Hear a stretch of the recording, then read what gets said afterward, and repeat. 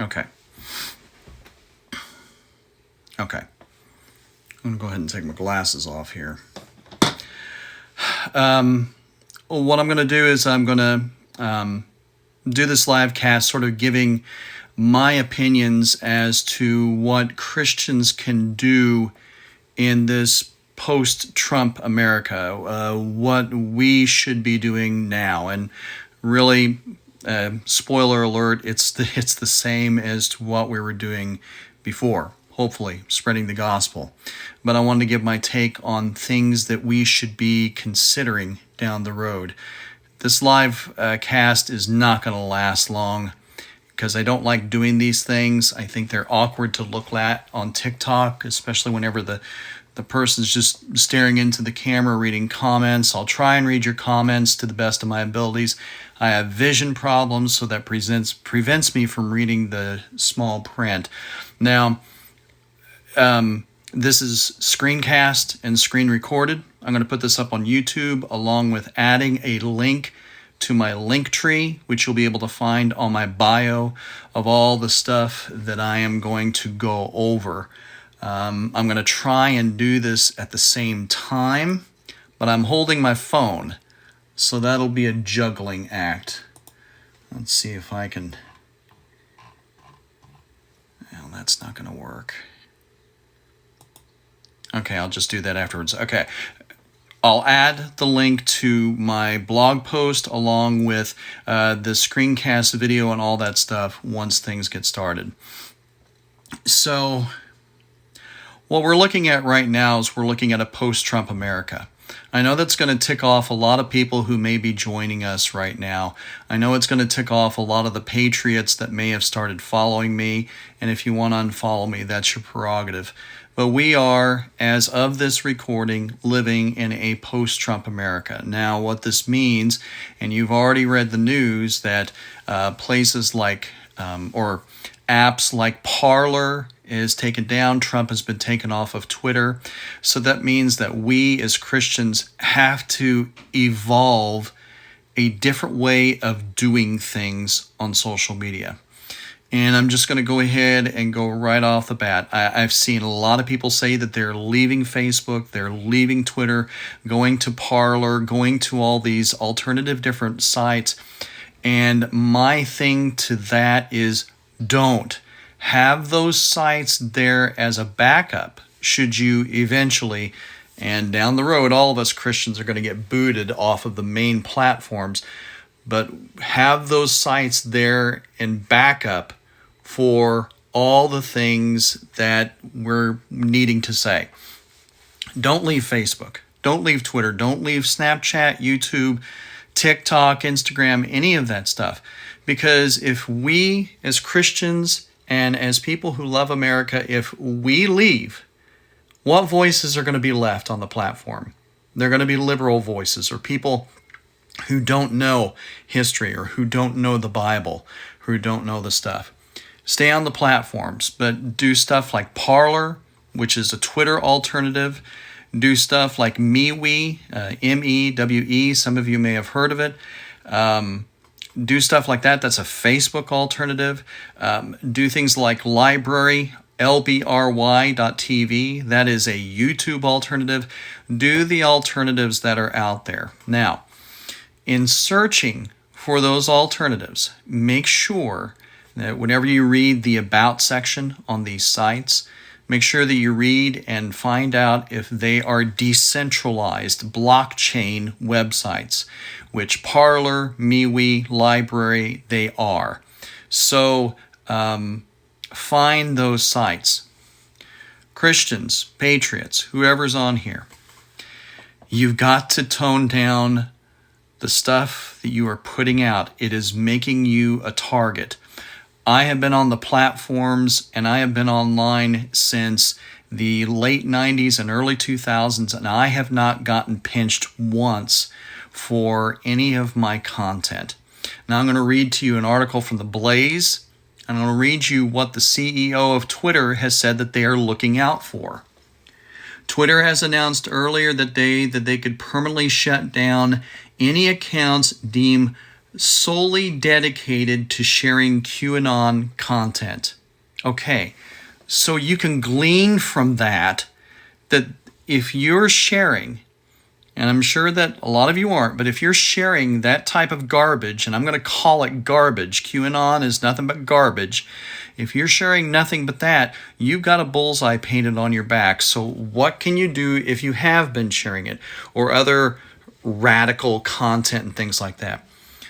Tone it down. Start sharing stuff like kittens and puppies and, sugary sweet stuff and things like that. Act normal. Act like this whole election thing hasn't bothered you. I know it's bothered me, but act like everything's normal. Do it real slow so the algorithm can get used to you, or the algorithms can get used to you in this new way of being. That way you're able to stay on these larger platforms like Facebook, Twitter, YouTube, Instagram. You can stay on these larger platforms longer. You've got to work the system. You've got to game the system to be able to get involved. Now, when we cite our sources, it is not enough anymore, Christians, to take a screenshot, slap it up on Facebook or wherever your main social media is. Even like Parler, it's not enough to do that. You have got to be able to cite your sources. You've got to be able to show that this isn't a thing. So it's like with this. I'm screencasting or screen recording this whole thing and putting it up on YouTube. It would be very, very difficult for someone to say that I faked it because of all the live action feeds. Just like I'm going to show you the article that I just read from. So if I go to here, see, I'm showing the article. Anyone can pause this and do a run through the URL on this. It looks sloppy. But then someone can't come up to you and say that you got it from a fake source. Someone can't come up to you and say, well, what you did, John and Jane Q Public put up there is fake. Screenshots, just a simple meme or whatever that stuff, people can say anything. But the more you get involved in making your stuff available, especially whenever you're quoting the crazy liberal left's agenda and all of that stuff that's out there, the more you are going to be able to say, hey, this is what they're going to say. So not only screencasting, but maybe putting a timestamp. And I'm going to link to some apps in the Linktree deal that I'm going to put up after the screencast. I'm going to have all the links and the outline to all what I've said here, and I'm going to put this up on YouTube as well. There are timestamping apps that you can download that you can timestamp photographs and screenshots on your camera roll. You can even put down coordinates, geotag your coordinates. The timestamp app will also allow you to timestamp and put coordinates on your videos. There are dual cameras. I'm running an iPhone 11 Pro Max, and I know of 2 apps off the top of my head. Again, I will link to those apps so that you can check, and I'm sure for Android users it's there too. You'll be able to do front and rear cameras at the same time. The purpose, again, I know it sounds inconvenient. You want to be able to flip out your pocket potato and just slap a picture and do all that stuff. But the more that we get involved in like putting out our cameras, having a both rear and front view camera, recording like Washington, D.C., I mean, if more patriots had just like stopped and put out their cameras and had a front and rear view camera simultaneously recording with geotagging and timestamping and narrating what was going on, we would be able to say that, well, actually, this and this happened, not what the news said or not what so-and-so said. That's what we've got to start doing. We have got to start becoming a little bit smarter in what we're doing. So the apps and things that are there. I'm running Chrome right now. I'm going to show you something going back to this article. I have right here, I'm going to try and freeze it right there. That is a citation portion. and that is from the app Cite This. I hope you're able to see it. But again, the links will be in the deal that I'll put up on my Linktree account. Cite This is a great Chrome extension for being able to cite your web sources. Not only be able to cite the article title and the link, but also when you retrieved it. The point is to making things so much more difficult for others to say that either you faked it or that other people that you're passing along faked it. Okay? Those are the things that we have to look out for. We have also got to start becoming... And Christians, I know that this is going to be hard. I'm not saying adapt to the world. I'm not saying that at all. But we've got to make ourselves indispensable. We've got to make ourselves indispensable to not only our employees, but to acquaintances, to family, friends. Well, family and friends, you'd hope not. But remember Daniel. Remember Nehemiah. Remember Esther, Joseph, Abraham. Remember these people because they made themselves indispensable to a governing body as well as the rulers that were more pagan than us right now. They made themselves indispensable. I'm not saying you agree with them, but I'm saying provide something to where if they got rid of you, they would hurt. This is kind of what the Jews did during Nazi Germany. They made themselves, some of them, indispensable. I'm talking about putting lines and barriers of defense between us and persecutions that we would face before the rapture. And comes the big thing, and I will probably be ending the stream. I'll take a look at the comments and see if I can answer some questions that are going on. Like I said, I'm uncomfortable with doing the live stream stuff. We have got to, Christians specifically, we have got to dump the conspiracy talk. We have got to dump all of that from our social media, from our talking, all of that stuff. Speak up about the freedoms, speak up about the stuff that we need to fight for. I understand that. But don't quote like Alex Jones or QAnon or any of that stuff at all. Don't quote it because it ruins our testimony. It ruins our testimony. We need to be focusing so much on the gospel right now, leading people to Jesus.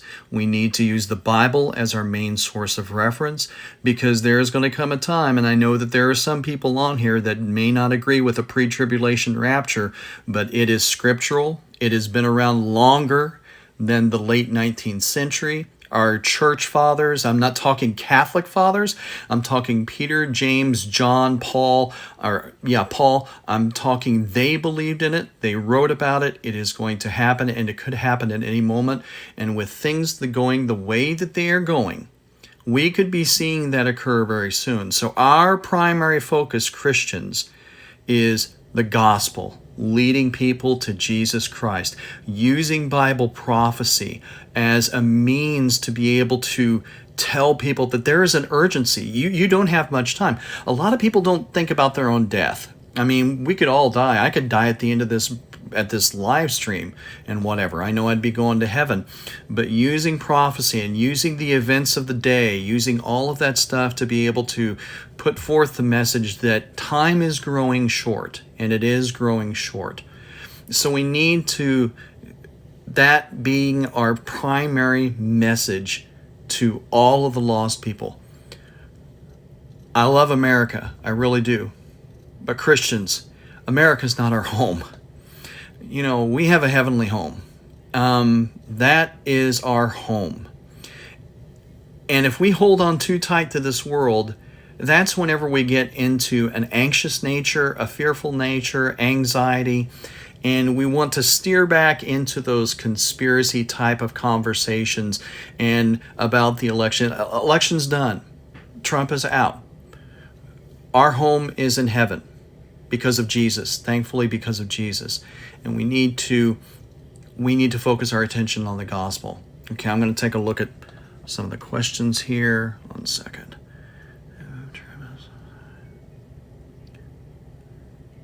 Yeah, there is so much confusion. And that's what the devil wants. He wants us to be confused, and he wants Christians to be focused on that confusion and talking about that more than the gospel.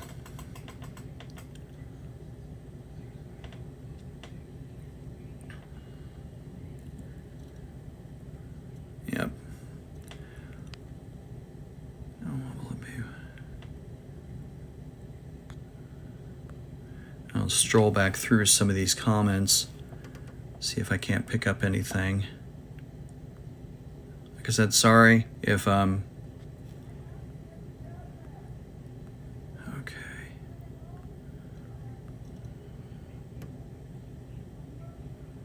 Okay.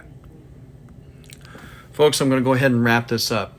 It's a short live stream. I know a lot of people on this platform go for hours, it seems like. I'm very uncomfortable doing live stream. I don't like looking at my face for this long, and I have a hard time reading comments because of my eyes. It's strange when I need... Get tired out of nowhere. It's strange when I read the Bible and get tired out of nowhere. That's spiritual attack.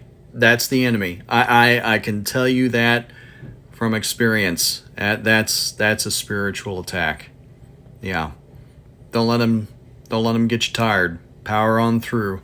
You have the new creation in you because of Jesus to be able to overcome sin.